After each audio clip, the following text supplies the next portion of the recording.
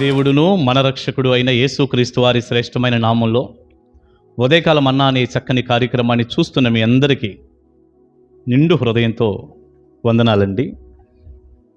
దేవుని కృప మీ అందరికీ తోడై ఉండును గాక. ఎలా ఉన్నారండి? మీరు, పిల్లలు, కుటుంబాలు క్షేమమే కదా? ప్రతిరోజు దేవుని మాటలు నేర్చుకుంటూ అవసరమైతే జీవితాలలో ఏదైనా ఒకటి మార్చుకోవలసింది ఉంటే మార్చుకుంటూ ప్రభువు దగ్గరగా ఉండండి. దేవుడు సమీపంగా ఉన్నాడు, సహాయం చేస్తాడు. పిల్లరా, దేవుని మాటలు ధ్యానం చేసుకుందాం. ఆ థంబ్నెయిల్ మీరు చూడంగానే దాని మీద ఎవరైనా చేస్తారు అనే మాట మీరు చూశారు కదా. మీరు ఇలా అనుకుంటూ లోపలికి వెళ్ళి ఉండొచ్చు. ఎవరైనా చేస్తారు అంటే ఏం చేస్తారు? ఎవరైనా చేస్తారు అంటే అది ఏంటి అసలు? అది అనుకొని ఉండొచ్చు. అదేంటో చెప్పనా మీకు? ఏమండి, అన్నీ బాగున్నప్పుడు, అంతా కలిసి వచ్చినప్పుడు, మేలుల వెంట మేలులు జరుగుతున్నప్పుడు, ఆశీర్వాదాల వెంట ఆశీర్వాదాలు వస్తున్నప్పుడు, దేవుణ్ణి ఆరాధించటం, దేవుణ్ణి స్తుతించటం, దేవుడు మంచివాడు అని చెప్పటం, దేవుని సన్నిధికి రావటం, దేవుని కొరకు సాక్ష్యం ఇవ్వటం, థ్యాంక్ యూ జీసస్ అంటాం ఎవరైనా చేస్తారు. ఎవరైనా చేస్తారండి. అది మీరు నేను చేసేదేముంది? మేలు జరిగితే దేవుణ్ణి స్తుతించటం, ఆరాధించటం ఎవరు చేయరు చెప్పండి? ఎవరైనా చేస్తారు. కానీ నిజమైనటువంటి క్రైస్తవుడు మేలు జరగకపోయినా, నష్టమే జరిగినా, కష్టమే వచ్చినా, బాధలే వెంటాడుతున్నా, శ్రమలే ఎప్పుడూ కలుగుతున్నా, ఒకవేళ జీవితంలో మరణమే సంభవించిన దేవుని సన్నిధిలో నిలబడతాడు, దేవుని స్తుతిస్తాడు, ఆరాధన చేస్తాడు, దేవుని కొరకు సాక్ష్యం ఇస్తాడు, దేవుడు గొప్పవాడని మాట్లాడతాడు. అది నిజమైనటువంటి క్రైస్తవ్యం. ఈ మధ్య ఒక దైవజనుని నోట ఒక చక్కని మాట, నిజమైన క్రైస్తవునికి నకిలీ క్రైస్తవునికి ఉన్న తేడా ఏంటో చెప్పనా అంటూ ఒక మాట చెప్పాడు. అదేంటంటే, నిజమైన క్రైస్తవుడు శ్రమ వచ్చినప్పుడు, కష్టం వచ్చినప్పుడు, బాధలు, ఇబ్బందులు కలిగినప్పుడు, వారి జీవితంలో ఏది సంభవించినా, శ్రమల్లో కానీ, బాధల్లో కానీ, కష్టాల్లో కానీ, మరణంలో కానీ ప్రభువుకు దగ్గర అవుతాడు, ప్రభువుని ఆనుకుంటాడు, ఇంకా దేవునికి దగ్గరై ఎదుగుతాడు. నిజమైన క్రైస్తవుడి లక్షణం అది. ఇక నకిలీ క్రైస్తవుని లక్షణం ఏంటంటే, శ్రమ రావటంతోనే వెళ్ళిపోతాడు, శ్రమ రావటంతోనే పడిపోతాడు, ఏదైనా కష్టం రావటంతోనే దేవునికి దూరం అయిపోతాడు. అన్నీ బాగుంటే, ఆశీర్వాదాలు అన్నీ వచ్చేస్తే ఎవరైనా స్తుతించి ఆరాధన చేస్తారండి. నష్టాలు, ఇబ్బందులు వచ్చినప్పుడు చేస్తాడు, నిలబడతాడు. చూడండి, అది కదా నిజమైన ఆరాధన, వారు కదా నిజమైన క్రైస్తవులు. ప్రియులారా, మీ జీవిత విధానం ఇప్పుడు ఎలా ఉందో ఒక్కసారి ఆగి ఆలోచన చేయండి. మీరు కూడా అంతేనా? మాకేదో కష్టం వచ్చిందని దేవుడి మీద అలిగి దూరమై కూర్చున్నారా? మాకు ఈ బాధ వచ్చింది, మందిరంలో మాకేదో ఈ గొప్పది దొరకలేదు, ఈ పెత్తనం దొరకలేదు అని ఒక బాధ కలిగి దేవుడి మీద, సంఘం మీద అలిగి ఇంట్లో కూర్చొని తిరుగుతున్నావా? అంటే మనం అనుకున్న అన్నీ జరుగుతూ ఉంటే నువ్వు దేవుణ్ణి ఆరాధిస్తావు, జరగపోతే ఆరాధించవు, అంతేగా?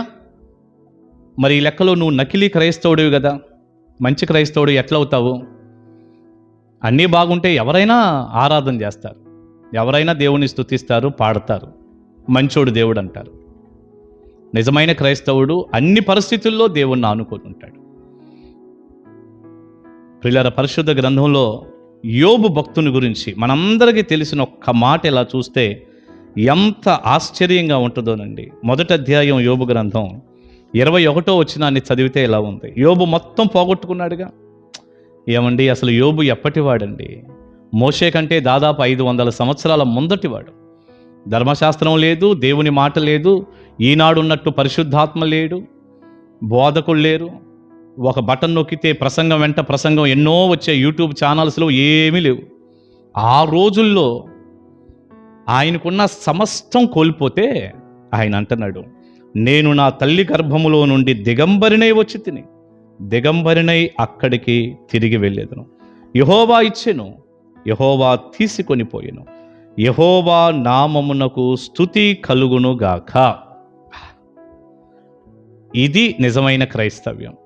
ఇది చేయగలిగిన వాడే క్రైస్తవుడు అండి. అందుకే చాలామంది పటాపటా పడిపోతుంటారు. 5 ఏళ్ళు 10 ఏళ్ళు వచ్చాక కూడా వెళ్ళిపోతారు. ఎందుకో తెలుసండి? నకిలీ క్రైస్తవ్యం. గోల్డ్కి రోల్డ్ గోల్డ్కి చాలా తేడా ఉంటుంది. కాసేపు భలే మెరిసినట్టు ఉంటుంది. గోల్డ్ కంటే ఇదే ఇంకా బాగా మెరుపు ఉంటుంది. ఓ సమయం వచ్చేప్పటికి దాని రంగు అంతా బయటపడిద్ది, విలువ లేకుండా అర్థమైపోతుంది.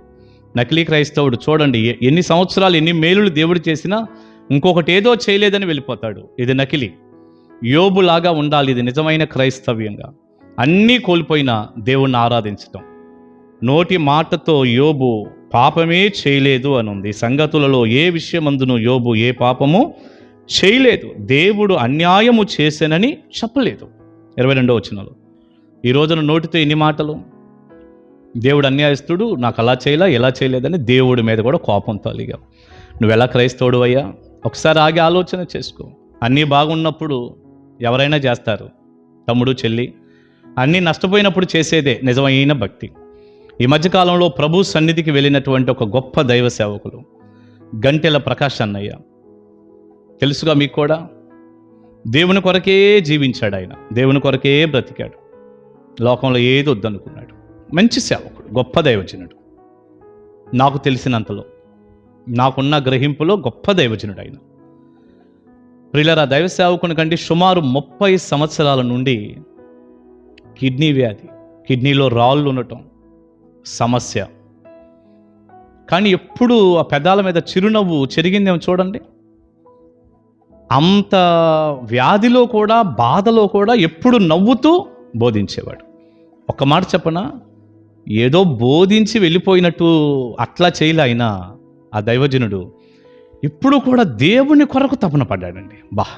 మీరు జాగ్రత్తగా దైవ సేవకుని వర్తమానాలు వినండి. గుండెంతా దేవుని కొరకు కొట్టుకోవటం, దేవుణ్ణి ప్రమోట్ చేయాలనుకోవటం, దేవుణ్ణి ముందుకు తీసుకురావాలనుకోవటం, ప్రభువు గురించి మాట్లాడాలి అనుకోవటం, దేవుని గొప్పతనం, ఆయన గుణాతిశయాలు ప్రజలకు తెలియాలి అనుకోవటం. దేవుడు మంచివాడు, ఆయన ఏది చేసినా న్యాయమే చేస్తాడు. చివరికి మరణ పడకలోనికి వెళ్ళినప్పుడు కూడా దేవుడు మంచివాడనే చెప్పాడు. అంత బాధలో కూడా ఏనాడు కూడా దేవుణ్ణి క్వశ్చన్ చేయలేదు. ఆయన సాక్ష్యంలో నేను విన్నాను, ఆ దైవ సేవకుని అన్నయ్య సాక్ష్యంలో నేను విన్నాను, క్వశ్చన్ చేయలేదు. ఆయన ఇష్టం, అది ఆయన చిత్తం. ఎంత శ్రమ అయినా నా దేవుడికి నేను స్తుతులే చెల్లిస్తాను, ఆయన ఇష్టం. అట్లా జీవించాడు. ప్రియులారా, అసలు అవి వర్తమానాలు వింటూ చూస్తున్నప్పుడు కూడా మనసులో ఎంత ఉత్సాహం, ఎంత సంతోషం వస్తుందో, దేవునిలో బలం వస్తుందండి, బలం వస్తుంది. ఒక మంచి దైవ సేవకుని గురించి, ఆయన దేవుని కొరకు అందిస్తూ ఆరాటపడిన విషయం గురించి నా మట్టుకు నేనైతే చెప్పకుండా ఉండలేకపోతున్నాను.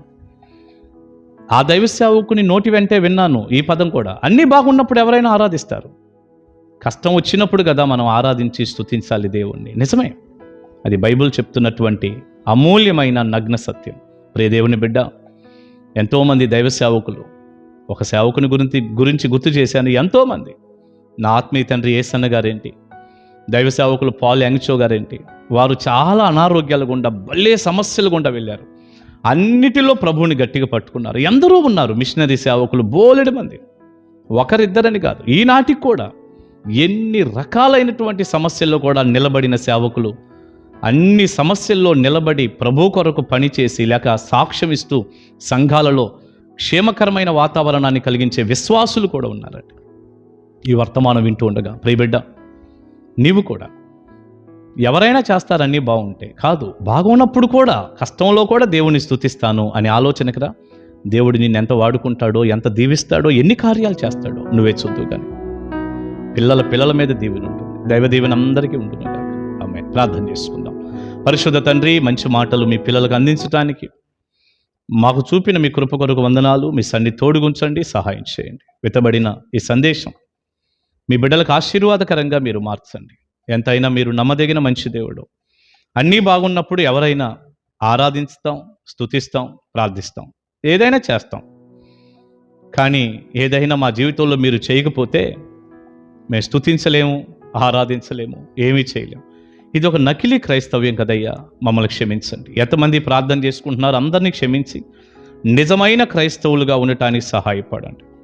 ఏమున్నా ఏమీ లేకపోయినా మిమ్మల్ని ఆరాధించటానికి, ఘనపరచటానికి, మీ సన్నిధిలో మొరపెట్టుకోవటానికి మిమ్మల్ని గట్టిగా పట్టుకునే కృప దయచేయండి. మహిమా ఘనతా ప్రభావాలు మీకు ఆరోపిస్తూ తద్వారా కలిగే దీవెనలన్నీ మీ పిల్లలకి ఇవ్వమని యేసు నామమున ప్రార్థన మనవులు అడుగుచున్నాను తండ్రి. Amen, amen. God bless you. దేవుని కృప మీకు తోడై ఉండును గాక. కలుసుకుందాం ఉదయకాల మన్నాలో.